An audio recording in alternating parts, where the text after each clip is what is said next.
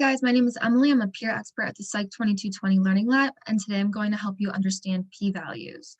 Whether you are at the beginning of the semester just hearing about p-values for the first time, or you're halfway or towards finals and almost done the semester and you're a little confused about the actual definition of p-values, I'm here to help you understand the meaning and the interpretation of p-values. To get us started, the P in p-values means probability.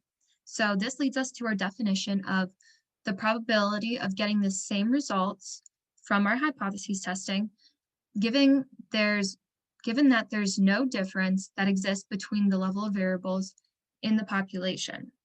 So basically what that last part is saying is given that the null hypothesis is true, hence no difference between the populations.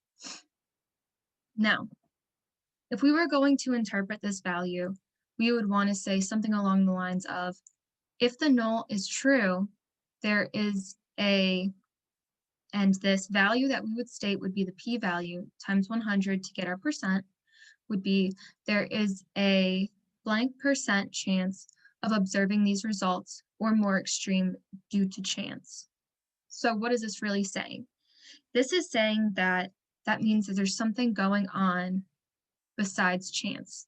And this makes us think that maybe we do not have the right idea about the hypotheses, and that would lead us to rejecting the null hypothesis. That leads us to our decisions. When we are given a p-value and it is less than our alpha, we will reject the null hypothesis. And if we are given a p-value that is greater than our alpha level, then we will fail to reject our null hypothesis.